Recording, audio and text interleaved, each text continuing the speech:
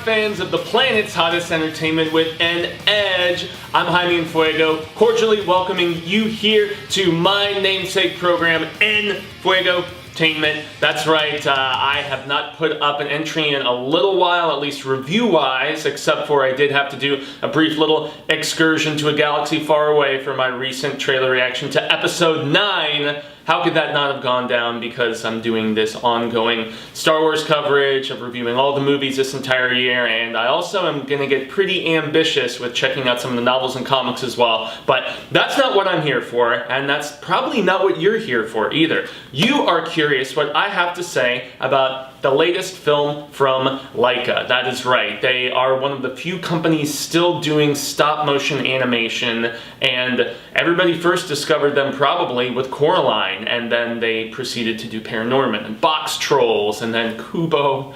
Be Still My Heart, I love Kubo so much. And so that was their most recent entry, and that was directed by Travis Knight, but I believe the gentleman's name is Chris Butler. He was the one who wrote their last couple of pictures, so he wrote this newest entry and also directed it, called Missing Link. And I have to say, most ambitious project from this company as of this filming of this review, and also kind of a detour from the sort of darker themes and almost like, dare I say, gothiness, you know, that they've kind of been known for. I mean, especially with stuff like, you know, Paranorman and Coraline. And so I was really not super excited by the trailers, but I could see where the whimsy and all of that, you know, just more lighthearted approach might appeal more to people. And so here on Enfuegotainment, I always do a little bit of bueno, malo, and feo. Yes, good, bad, and ugly. That's the trope, and I'm sticking to it. It's been a few years now.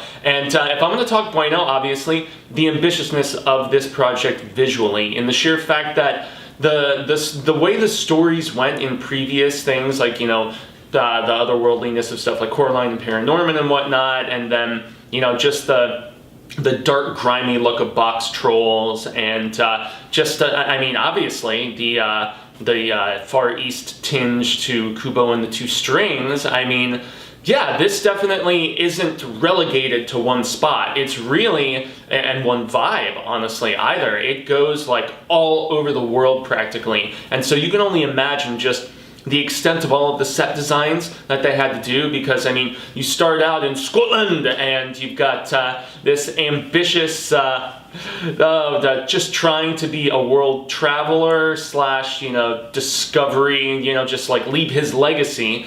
Gentleman, you know, a rich aristocrat brat almost, you know, squandered the family fortune on all of these travels and trying to discover all kinds of crazy things. And yeah, he's in Scotland because he's trying to find Nessie. And it's honestly one of my favorite bits in the entire film, the opening. It's great. It's fun, and I felt like it balanced just the quirkiness and the great animation style. And Hugh Jackman is just he's voicing a funny, just kind of airheady, but yet still very sharp, you know. And also, you know, brave and, you know, devoted right off the bat sort of character. Something goes down with his assistant, and, you know, he doesn't hesitate to dive right into this Scottish lake and try to help out with things. And so, but yeah, it goes from Scotland to England to, you know, over to the United States and the Northwest. And if you've seen the trailers, you know that essentially the whole, like, structuring of this is around him trying to find, you know, the Bigfoot, or as he's referred to in this as the Sasquatch. And the real reason that he wants to do this is because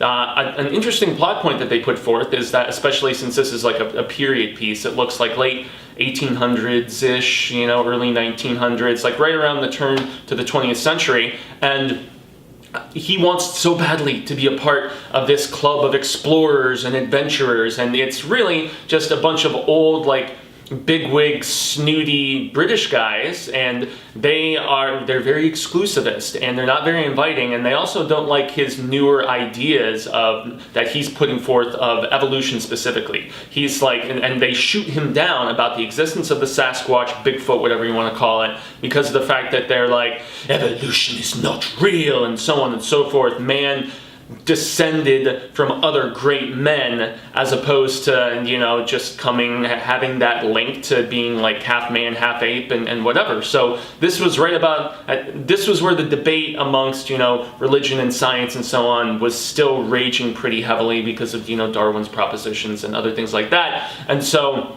he's out to prove them wrong, and basically makes a bet. You'll let me into your cool, you know, World Adventurers Club. Thankfully, it doesn't seem to be one as nasty as on that South Park episode. But nonetheless, yeah, I always have to sneak in a reference for my dudes there, Trey and Matt. But yeah, he's like, let me in if I prove the existence of this creature. And so, yeah, he goes to the Pacific Northwest, and as you see from the trailers, he finds Susan, as he wants to be named, and voiced by Zach Galifianakis, ends with a kiss. Yeah, Galifianakis, man, buddy of the Beaver Boys, and he's been in so many other things, from, you know, Due Date to the Hangover films and stuff, and he's a big old goof, man. He was a fixture on Adult Swim for quite a while. Great stand-up, Between Two Ferns. I mean, he's really funny, and he's going for very PG vanilla in this, so don't expect anything too raunch or whatever, but he has some choice lines, and they bring some more of the bueno to the proceedings, just beyond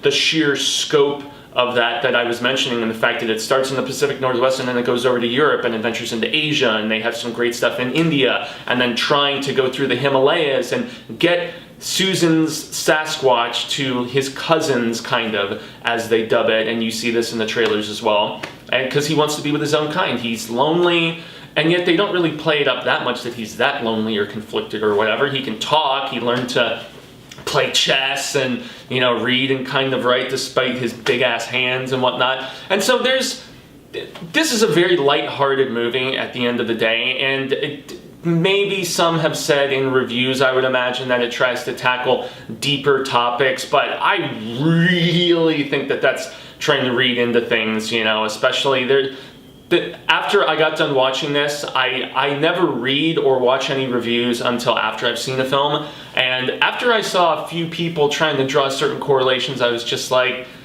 I'm not so sure about that. You're maybe digging a little too deep in, you know, you're trying to deep dive in a kiddie pool in a lot of ways. And so I guess that really is a segue into the MALO, into the stuff that just didn't work for me in this movie. And that was the sheer fact that I didn't feel like, in comparing it to stuff like Coraline and Kubo, my God, like I said earlier, I didn't feel like there was as deep or emotional of a thread to this film or message that it was trying to put forth. You know, it's about friendship, you know, and it's about, you know, maybe you're not supposed to be with the people that you think you are, and you are a unique person.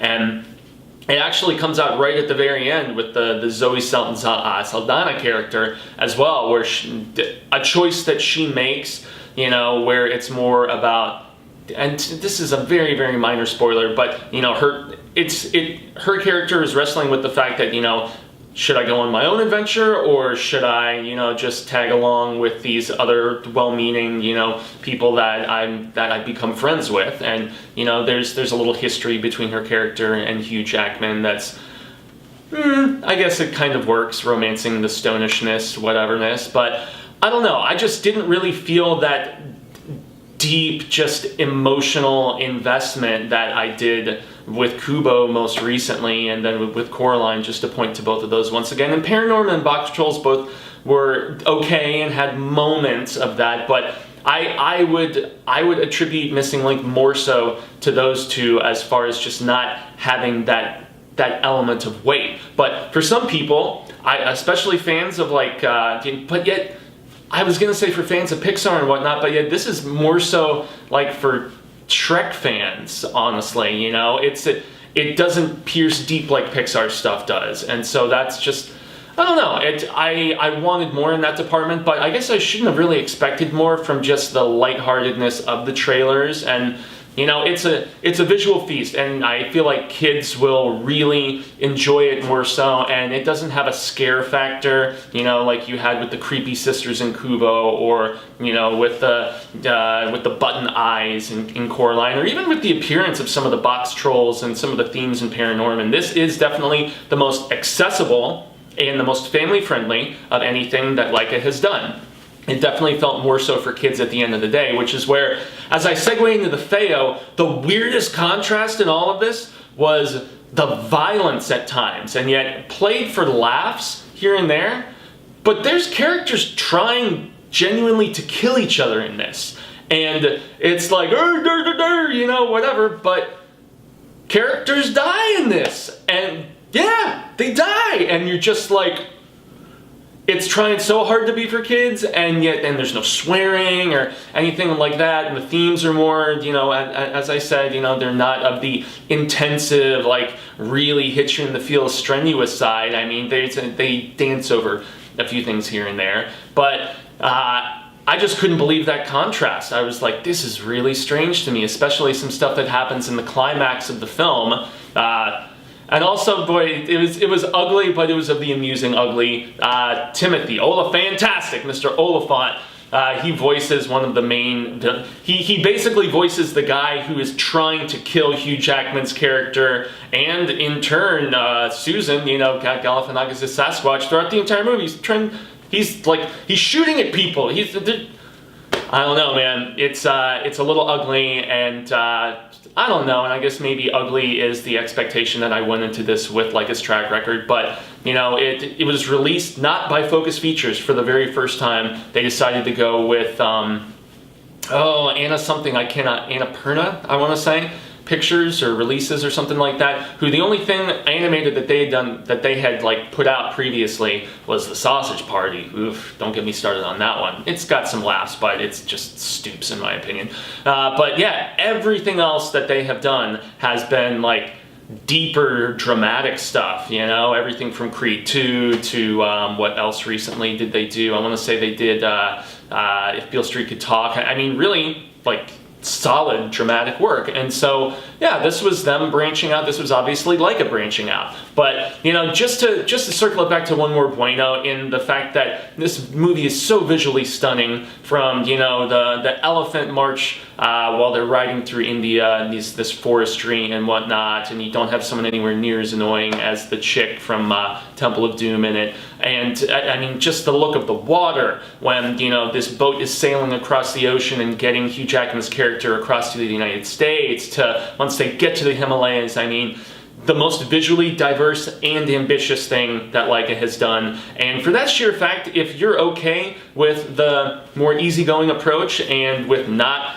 wanting to cry over stuff, like with Kubo made me cry, like legit. If you're interested in my review, I actually did that with a very, very dear person to me a couple years ago.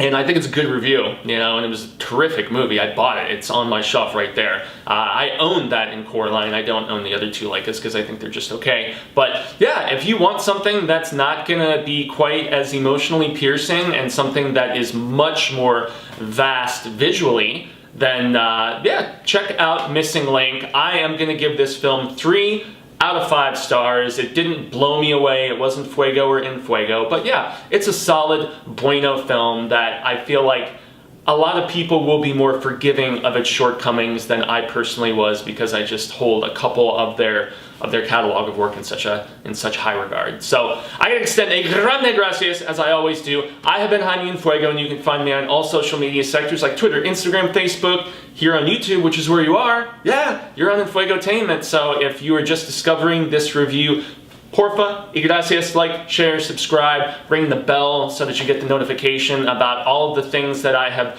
that I'm going to do over the course of this year and have done already, so you can go through the back catalog. I did Enfuegotainment for quite a while, for a couple years, and then as my second project, which takes up a lot more time, it's called The Horror Show, and it's that youtube.com/The Horror Show channel where we do everything spectacular under the sun, man, and under the dark full moon, or whatever you want to say. Trailer reactions, film reviews, convention coverage. We're going to be at Texas Frightmare in Dallas the first weekend of May doing press, so that's going to be dope. But yeah, I gave all the attention to The Horror Show for a good chunk of time, and then I was just itching to cover everything else that I love, whether it's animated, whether it's dramatic. I did reviews for all 8 of the Best Picture nominations at the Oscars, and I also have a bunch of reviews coming from the Phoenix Film Festival. They're going to be little Rapido Fuego reviews, so they're not going to go deep into the Bueno, Malo, and Feo, but just overall impressions of a number of terrific films